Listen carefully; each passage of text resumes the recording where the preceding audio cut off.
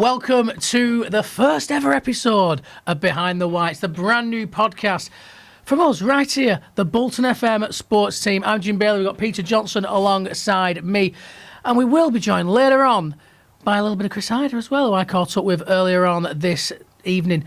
And Danny Rowe should be here.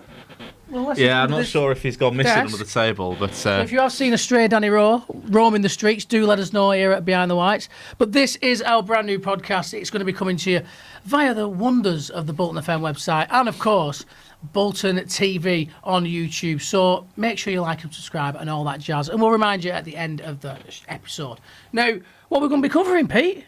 We've got a bit of everything. All things Wanderers. It's your one-stop shop for all things Bolton. We've got your first team covered, we've got your B team covered, we've got your women's team covered, we've got your local community stuff covered. Everything you want that's Bolton related, you're going to get it all right here on this pod. Absolutely belting. And, well, I suppose we better start with the biggest talking point of the moment for Wanderers fans, and that is, of course, the 5-0 drubbing that we took from Stockport County, and of course the future of Bolton Wanderers manager Ian Evatt. Fans divided on this, and I'm still Everton, if I'm honest. I've said on Bolton FM a few times, I think that he's got enough cash in I think he's got enough credit in the bank from the progress he's made thus far to get a fair crack at this season. And I think we did start badly, and Board didn't jump the gun then. We've done all right since then, and we've had one really shocking result. And it is what it is. And I know people have said, the performances haven't been great, and there's been some performances, Pete, I can't argue with. They've not been great.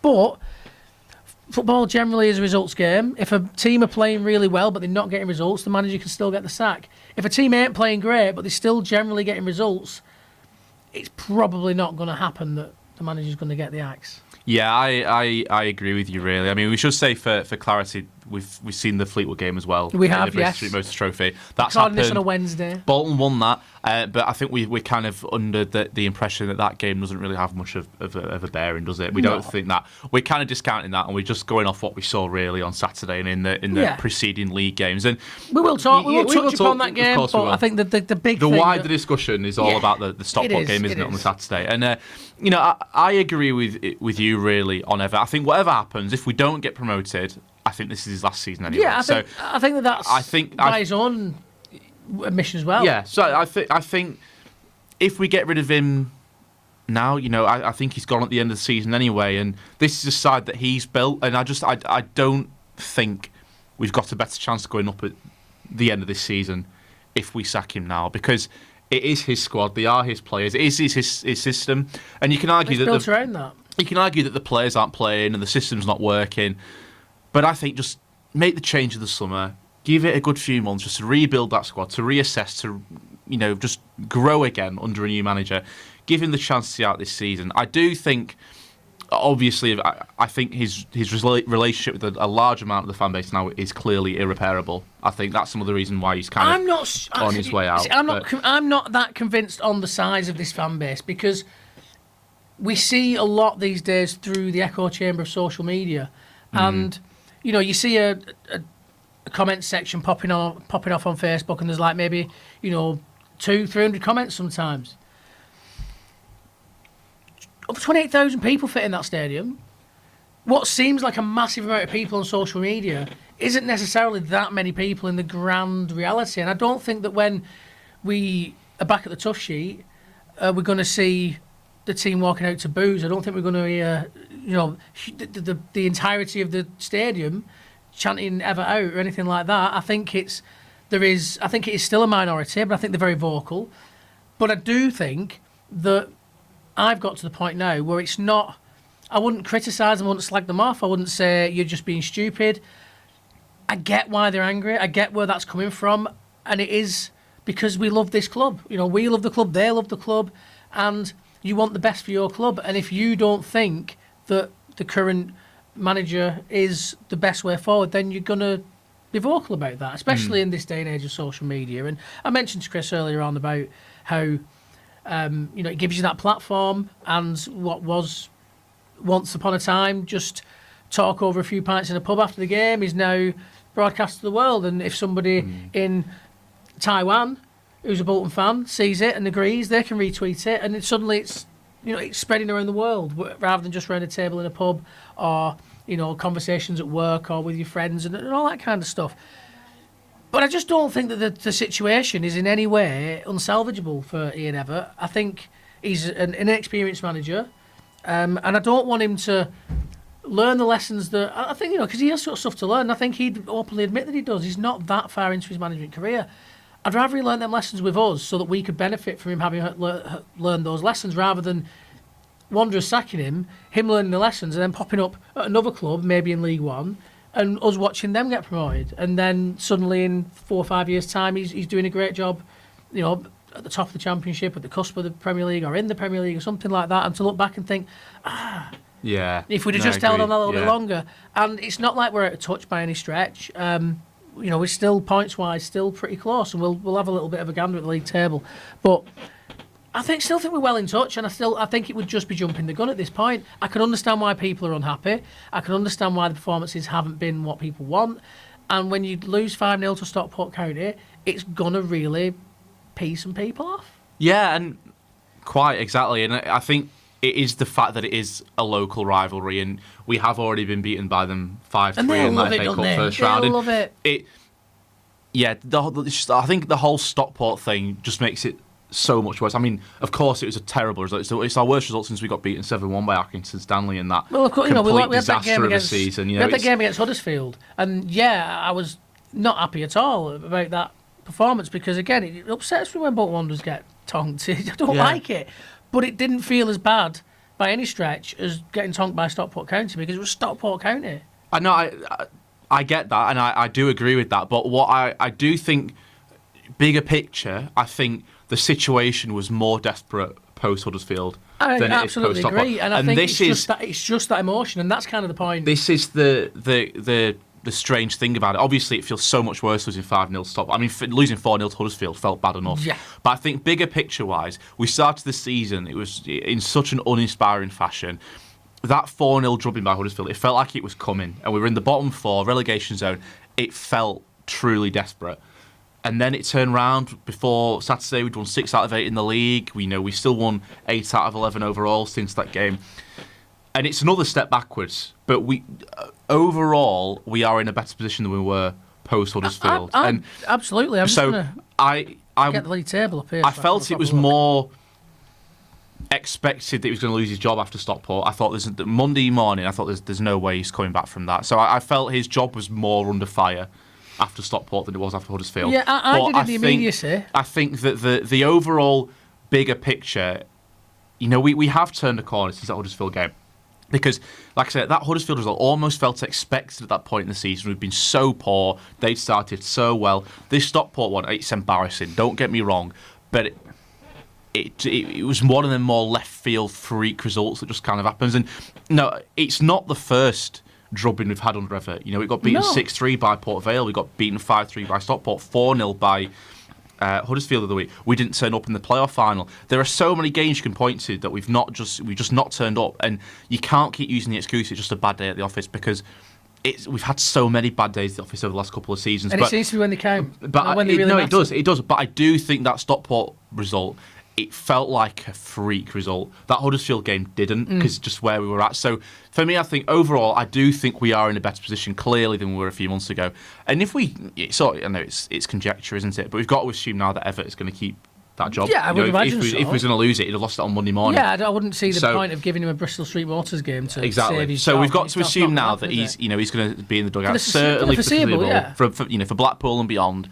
Yes, obviously with all that talk on Monday and everyone kind of was expecting that Evatt's head could be on the chopping block, Chris was one of the very few lucky people who was actually with the man himself, wasn't he? And yes. I was intrigued to know kind of how Evatt came across on Monday and what seemed to be such a highly stoked, charged day. And you spoke to him before, didn't you, just to kind of get that scoop. And a man who looked Evatt in the eye on that Monday morning when everyone thought his job was on the line and just found out how the man himself came across. Yeah, absolutely. And Chris was going to be with us for the main recording of the podcast, but because he is a busy little bee, going getting loads of sporting interviews from all across the borough, he was booked tonight to do some interviews. But I did manage to catch up with him earlier on, and as Pete said, get the thoughts of him on what he felt from Ian Evatt on that day, and his thoughts on the situation. Yeah, there's been plenty of talk about Ian Evatt and his future at Bolton Wanderers. And of course, probably the closest member of our team to Ian Evatt, or at least the person that speaks to him on a most regular basis, of course, is Chris Hyder. You speak to him at the press conferences pretty much on a weekly basis. And you were in his presence at what must have been quite an uncomfortable press conference after taking that 5-0 hammering. Well, let me put it to you this way. Sometimes we do get told, get there early, just on the off chance that the manager's going to turn up early. Now, we had our usual one scheduled for 3 o'clock, although Pete Oliver, the head of communications at the club, who you do sometimes hear on Wanderers live commentaries for away matches, he let me know that you might need to be there around about 2-ish. Now, it doesn't sound unusual, admittedly, because these kinds of things do happen. Football manager schedules, I'm sure, are pretty crazy. There are occasions where you say, well, we get told the player's going to be there for 2-ish, and sometimes they end up turning up early. And in a sense, I'm all right with that. Yeah, training and match preparations and everything else that's going on around that time has to take precedent to having a little bit of a natter to the press, I suppose. But it was just the way that Pete worded it to me when he WhatsApped me to let me know what was going down. I just felt, oh, okay then.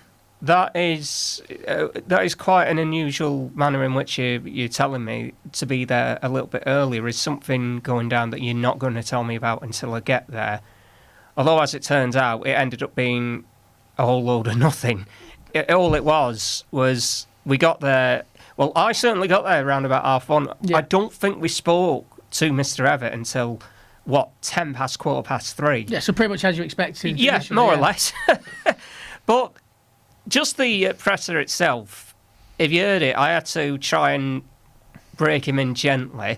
We did have a cracking icebreaker, it has to be said, beforehand, because the news had just come out about David Koo and what he had said about Jurgen Klopp and the city of Liverpool. And all of a sudden, it eased the tension. Yeah. It wasn't me that ended up doing it. It was someone else as part of the media team who ended up expressing it. And all of a sudden, whatever tension there might well have been, it didn't go away entirely, but it seemed eased. Yeah, it made it a tiny bit more relaxed.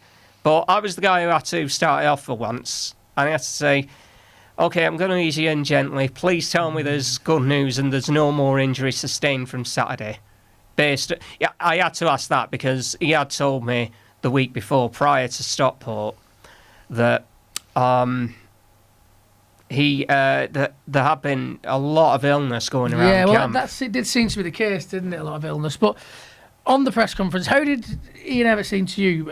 You said on Wanderers Live, to be fair, that he seemed, pretty feisty in a way. He seemed pretty determined to get this turned around and do the job he wants to do. Well, don't get me wrong. He was certainly hurting. You could tell in his voice that he was hurting. But you want that from your manager. When things aren't going well, you want your manager to hurt and you want that reaction to come. I got the sense that there was an undercurrent of defiance about him as well. That's the word you use. I like that. I kind of think if we tried doing this, if there'd been a Bolton match just a few days after Huddersfield, would he have adopted the same tone, or would it have been the very self-pitying, and that's very unkind to have to use, but that's what I felt he was certainly doing in that post-match interview with Huddersfield Town. It certainly felt as though, I don't really know what to do here. I'm at a loss for words as to why we are where we are. Granted, it was only the 5th game of the season, but when you've lost 3 of your opening 5, you could tell that the failure of the playoff final was still weighing very heavily on everyone. Yeah, now, he basically came out and said that afterwards as well, didn't he? The playoffs had cast a shadow and that they'd maybe tried to change too much in the wake of it. And then when they started to get back to what they were doing the season prior, things seemed to turn around quite quickly. And hopefully we'll see another turnaround like that coming out of this match. But there seems to be a little bit of a contrast. Yeah, I kind of think if he tried doing that same tone after Huddersfield heading into an EFL Trophy match, or indeed any match whatsoever, it might have ended up getting the wrong. It might have ended up being interpreted poorly, and even someone like you or I might have thought, "What's he playing at here? What is this? This doesn't make any." He's completely been. He's acting quite tone deaf. I don't think this is just going to add more armour to those that feel as though he's not up to whatever standard we hold him to anymore. But I think because it happened after Stockport and we knew there was another match so quickly, i.e. Fleetwood in the trophy, I think he got the tone of it just about right. And I think in the microcosm of what happened, you could be rightfully angry about what happened. If you took the emotion out of it and listened to what he ended up having to say in the presser, there were one or two very good points that I felt he raised. Yeah, I can't disagree with you. I think that he often puts out, I think he often makes his points well.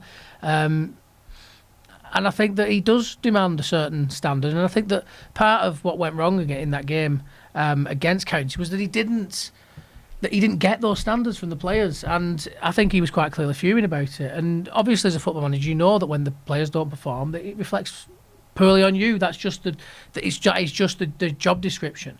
But the players having that meeting after the game, the fact that the players are doing what he wants them to do in terms of taking ownership and saying, what do we do now to get this right again, I think it's the right things to be seen from that squad of players. And I think he's still got the dressing room, and I think he's still got the vast majority of the fans. I think there's a section that he's probably not had for a while. I think there's a section that maybe are a little bit indecisive, but I think on the whole, I don't think the entirety of the home crowd aren't baying for his head by any stretch of the imagination.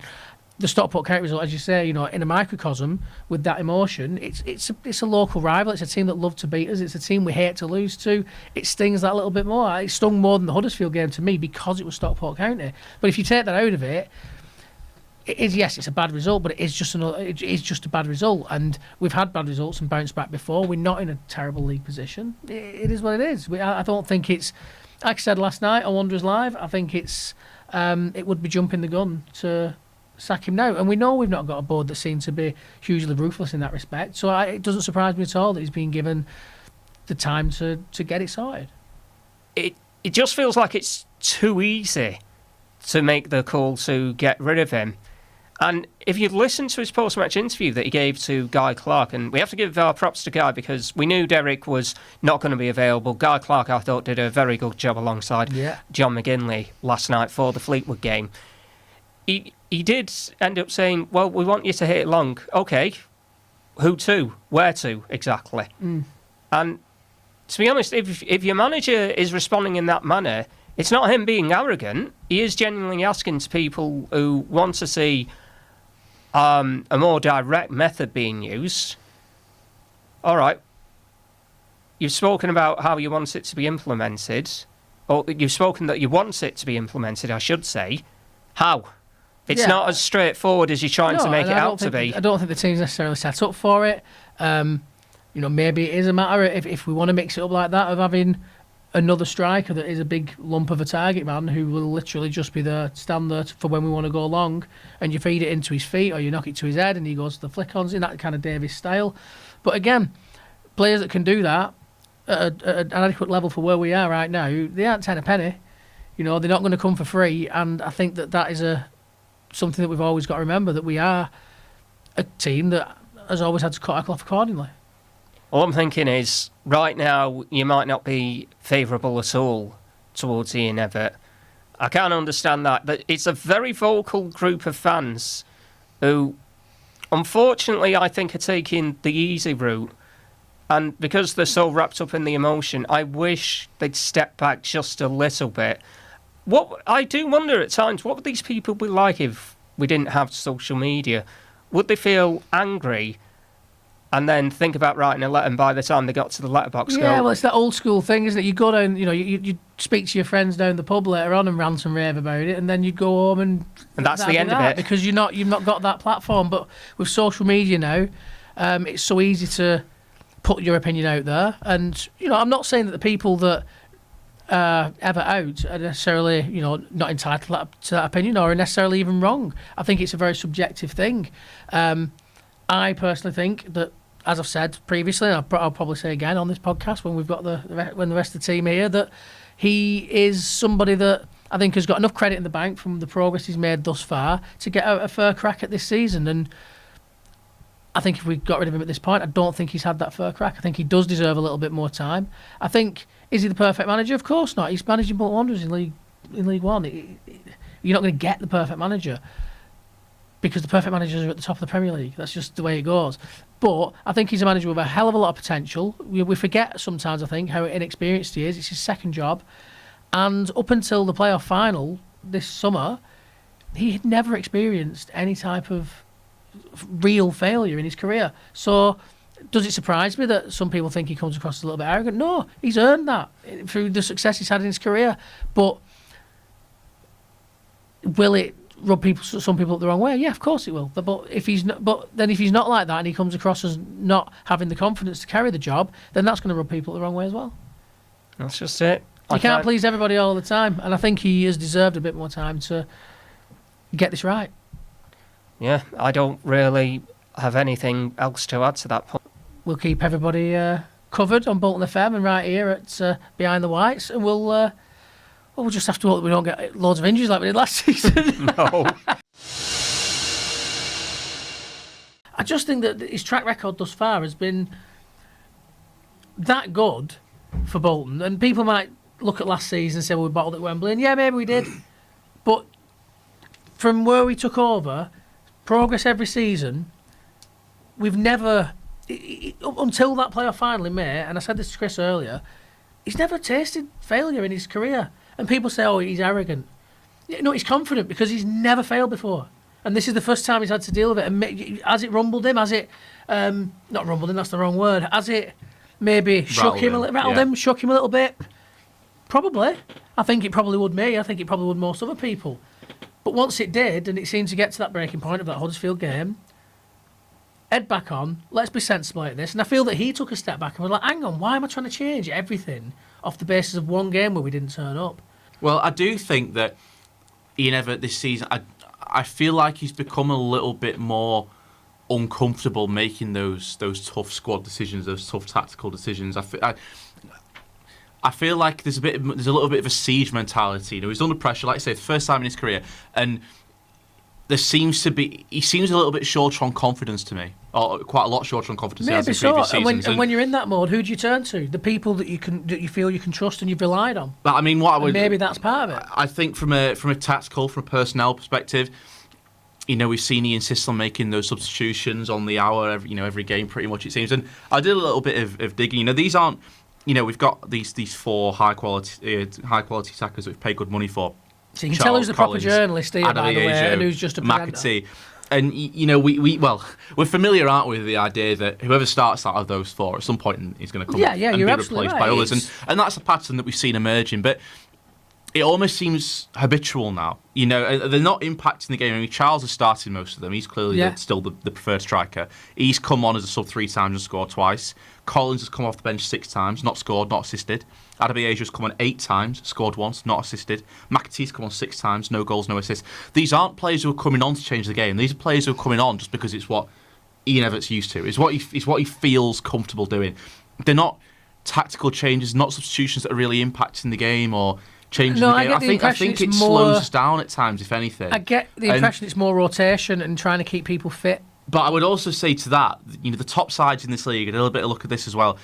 You've got Birmingham flying at the top end of the league. Alfie May started every game apart from a couple. He's had a couple of runs where he's kind of scored every game, 2, 3, 4 games in a row.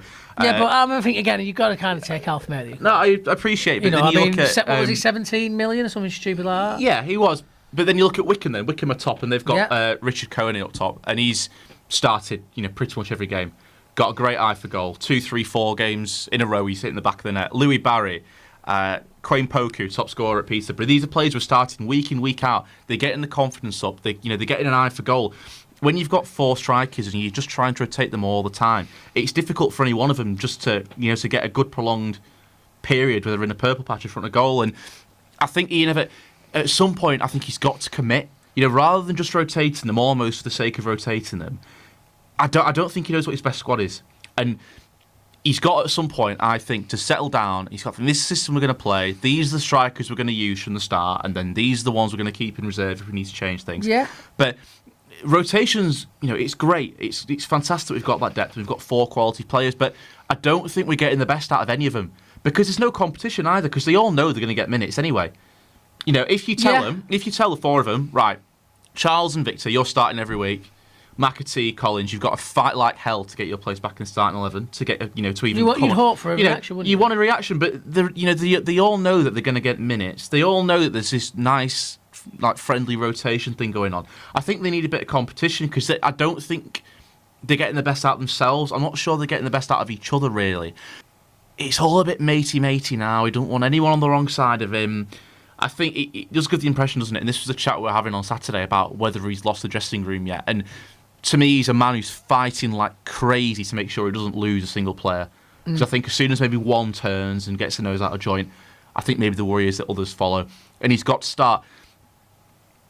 It's a very difficult balancing act when you lay it out like that. Because does he try and please everybody and try and keep the players behind him, or does he make tough decisions? Does he settle down and decide what his best squad is and put a few noses out of joint? It's a tough call, but he's got to start making those decisions because could you tell? I know where you're coming from. For me, it's at the back where our problems lie. It's the fact that we're conceding too many goals, and I don't know whether that's the system. I don't know whether that's the fact that because we play it out at the back and because we're getting pressed, we're making more mistakes. If we're just giving the ball away too much, or whether it's just that we struggle defensively. I'm not sure exactly how you fix that because we don't look. It's not like for 90 minutes we're a shambles at the back. We'll look fairly solid and not really massively troubled for great swathes of the game, and then we might have 10 minutes where we look like headless chickens. And we've had those days where, to be fair, on those 2 games, we just looked all at sea at the back. But how can we go to Birmingham away and be fairly tight at the back? Well, yeah. And, yes, we conceded 2, but one of them was a penalty.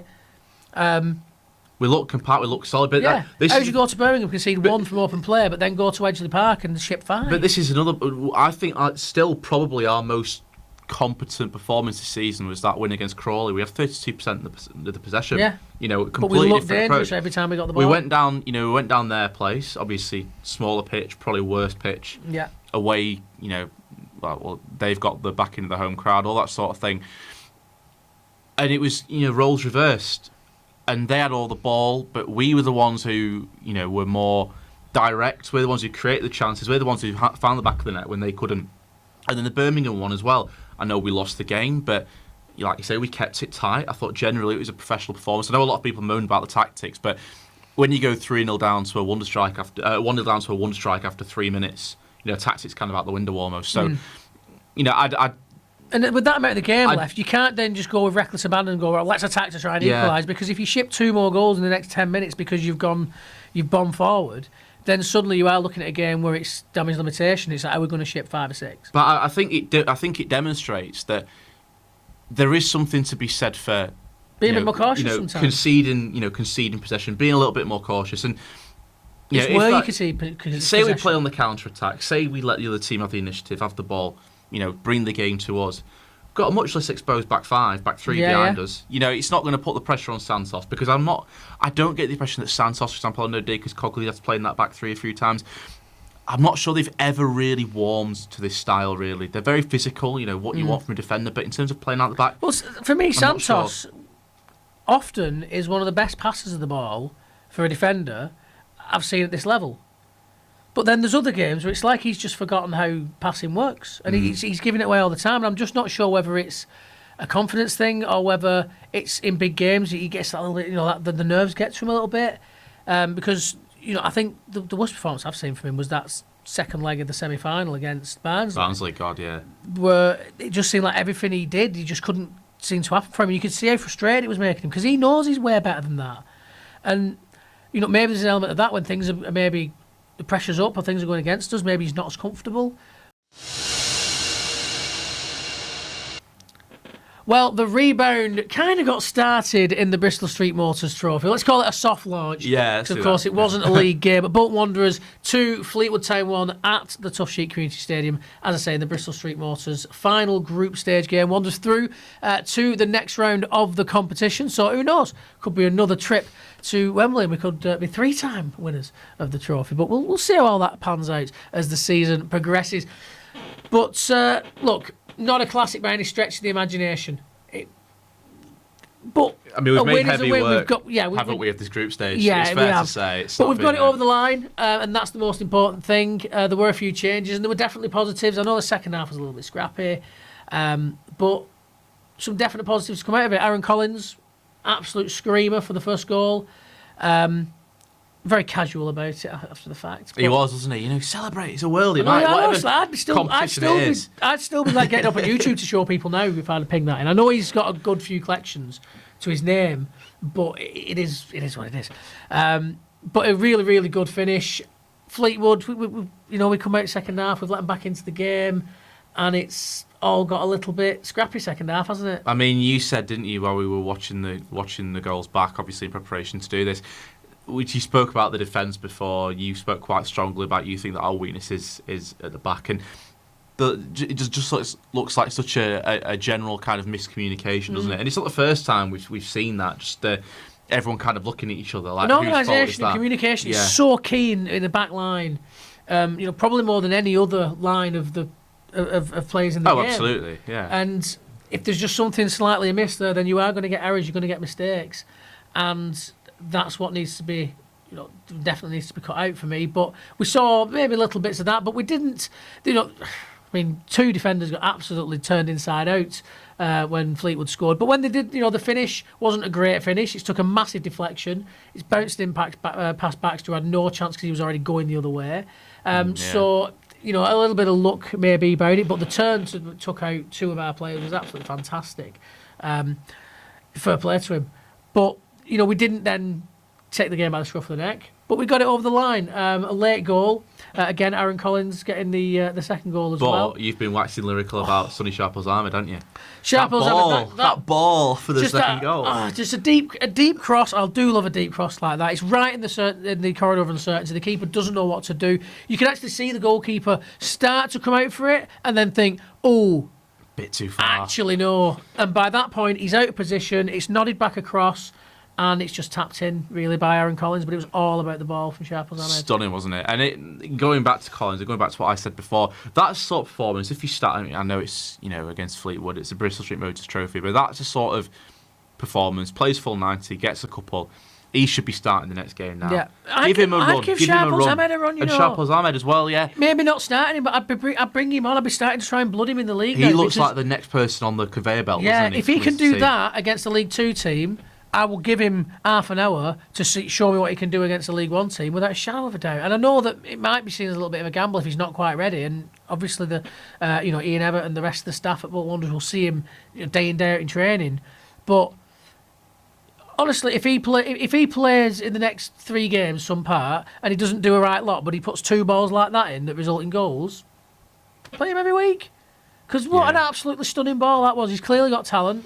He didn't look out of his depth at any point during the game. And it wasn't just that ball. He had a good game. I felt he was probably one of our better players over the entire 90 minutes. And it probably helps well, didn't it, that he didn't have that. You talk about players, feeling pressure. And there was a weight on the shoulders of some of those lads out there. He didn't have the Stockport County stink on him, did he? No, he didn't. No. But it's good to see young players coming through as well. Younger players that have been in the academy system or in the B team system, to see them coming through and getting opportunities and taking them. That's what we want to see.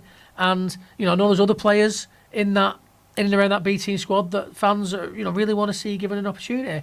But for me, Sonny Sharples-Ahmed is most definitely top of that list at this moment in time. Yeah, I mean, I'm always slightly surprised when these games come around and Luke Matheson's not playing. Yeah, he's the other one. That seems to be the only competition really where he got minutes last season. Yeah. and you kind of hope to build upon that this season, feature maybe in the Because FA he Cup looked quite more, good in some of them in as the well. League Cup more, maybe even in the league more. But He's had some good performances. he's not even got his minutes in the Bristol Street Motors Trophy this year, which is a concern for me. It's a little bit worrying because he looked like he was ready to make that step up. Yeah.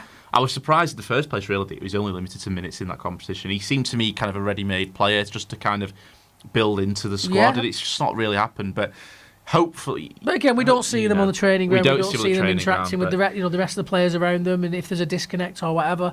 But yeah, I'd think that this would be a great opportunity after what we saw against Stockport County to chuck in a couple of those younger players against Blackpool, maybe for nothing more than just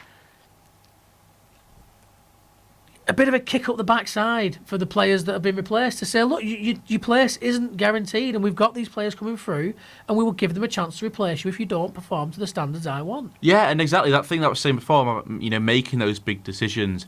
There's actually a perfectly justifiable reason to go and make those big calls now, to put in a couple of the kids, to say to a couple of the players who, played on Saturday, right, you're having a couple of games out now, giving someone else a chance.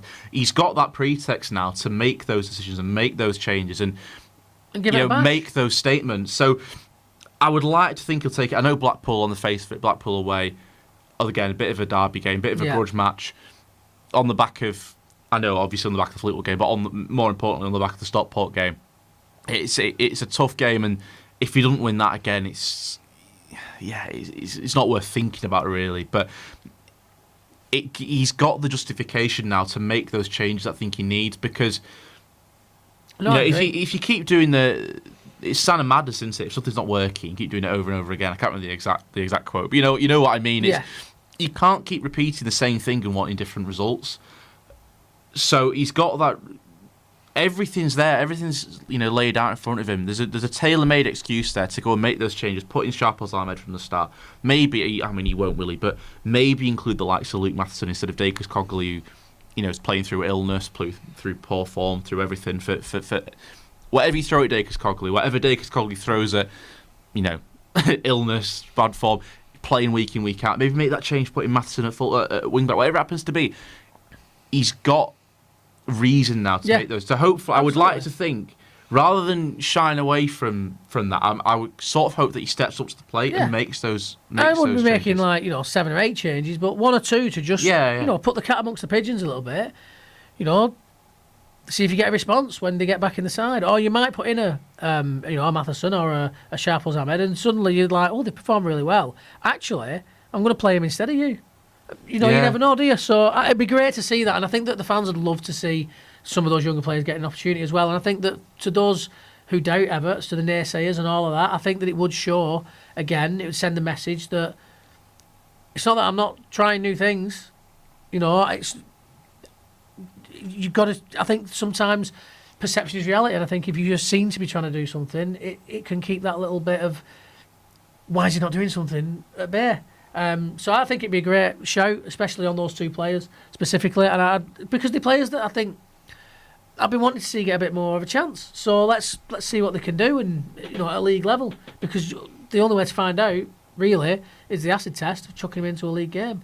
Maybe a high pressure situation. I know I could understand why a manager might think, well, is it the best time for a young lad? But your opportunities come when your opportunities come, and if you're good enough, you'll take it. That's the way I've always seen things like that. So give him a run, give him a bosh. Ian Everett, B team players in the first team. Yeah, next week, why not? Why not? Speaking of which, we were going to have a bit of a chat about the B team, weren't we? We were indeed. They had a game last night.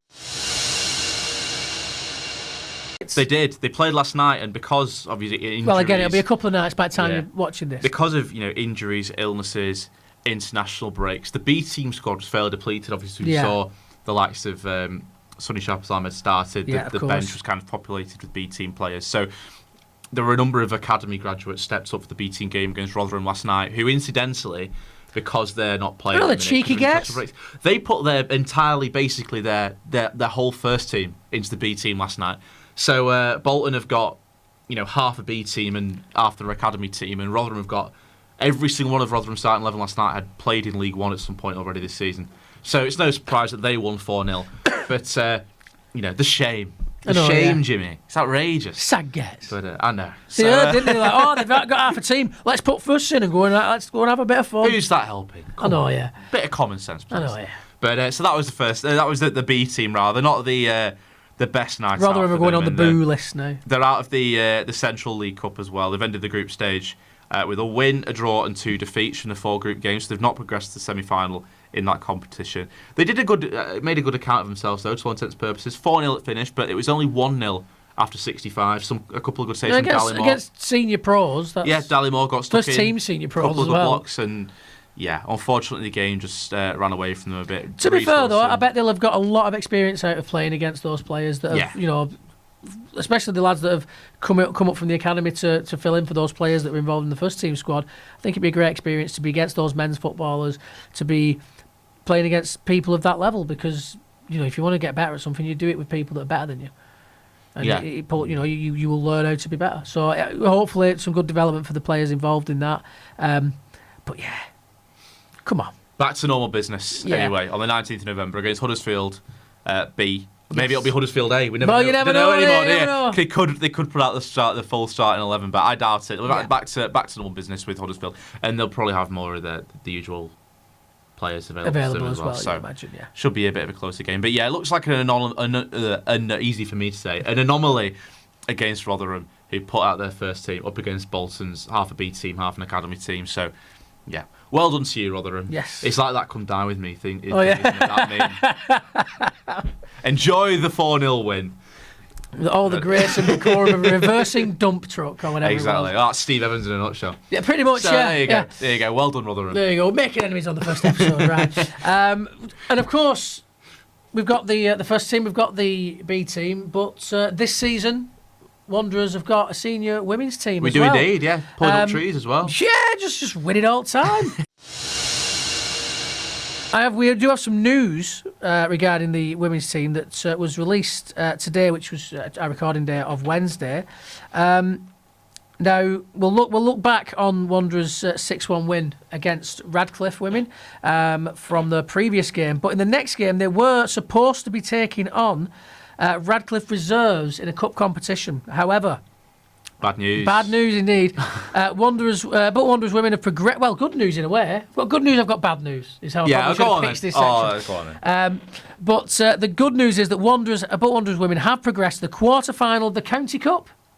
Hey! But this has happened with the weekend's fixture against Radcliffe Reserves not taking place as the opponents were unable to fulfil Sunday's fixture.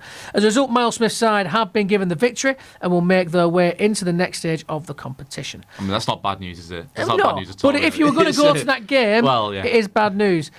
So if you do want to see the women's team in action, do not worry. There is more games coming up. The next time we will see Miles Smith's side in the league will be the trip to Blackpool on the 24th of November.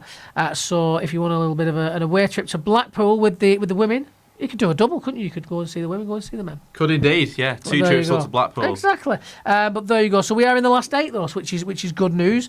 Disappointing for those who were going to go, because, of course, with it being an international break, I'd imagine a few of the Wanderers fans that would normally go in to the Wanderers on a Saturday might have gone to the women on a Sunday to just to get the fix of football, really. The fix of Wanderers, but that's not possible. But we've got some more news as well about the women's team. There's a festive family fun day coming up. If you want your Wanderers fixed and the women aren't playing and the men aren't playing and the B team aren't playing, you've got your family festive fun day. Yeah, this is going to go down on the Sunday, the 1st of December at the Dreams 2 Reality Stadium, of course, the home of Everton Collieries. And it's going to be Bolton Wanderers women versus Preston North End. Free admission for supporters. Live football, Santa's Grotto, fun for all the family, plus so much more is what is being advertised. Free admission as well. Free admission. Get yourselves down exactly. there. We might have to go to that, Pete. Might have to. Take the Behind the Whites team down and have a little bit of a mooch and see the ladies play against Preston, and a nice local derby as well. So hopefully we'll stick it to North End, which is always what you want, isn't it? But in the last game, which, as I say, was against Radcliffe, a 6-1 win. 3 changes. I know, yeah. Well, we're just bossing it, aren't we? Work. Absolutely bossing it. Miles Smith made 3 changes to the side. They started against Tranmere, who we also battered. after losing to him. The only game they've lost was against Tranmere in the Cup this season, and we played Tranmere again and absolutely hammered them. So that's always good to know. Always like winning with Tranmere as well. Yeah, well, I just don't like Tranmere. So, well, as many Bolton fans don't like Tranmere, I am also one of those. But there were 3 changes made at the start against Tranmere. Emmy Sean, Caitlin Clark and Erin Smith came into the team. Wanderers goals came 2 from Jess Lightfoot, one of which was a penalty. Eleanor Seals, Emily Bradshaw and Faye Knox also got on the score sheet, with the second to last goal coming via an own goal. So there you go. But another big win for the women, and it's great that we've got a senior women's side connected to the club. I know that there was obviously Bolton ladies previously, and that had a brief connection to the club, but then that didn't seem to work out for whatever reason. And then over COVID, as many sports teams found out, it was very difficult to keep going. And unfortunately, Bolton ladies did disappear. And it was a club with a decent chunk of history, and it was a shame to see them go. And it meant there was a massive void because there was no senior women's team that kind of represented this town anymore. But no, there is, because the Whites have stepped up the girls' squads, and they've gone for a senior women's team. And they're it's flying. Brand new, and they're absolutely flying. Crushing it. Absolutely. We'll get the league, have a gander at the league table. Not quite in the national leagues, are we? Still in the regional. In the but regional you've got to section, start where you've got to start, and when you start and you're blasting it the way Making that great they've been inroads. blasting it, without a shadow of a doubt. And we'll get this league table up. So we've got the league table up, and top of the table, 27 points, 9 played, 9 won, no draws, no losses, 40 goal difference.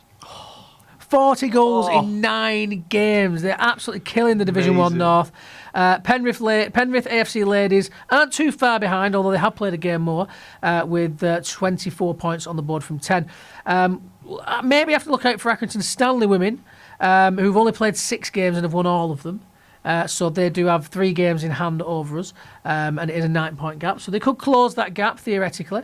Preston North End women, who that game will be against on the festive family fun day, they're in 4th with 18 points. Radcliffe 5th with 18 points as well, although Radcliffe have played 11 games.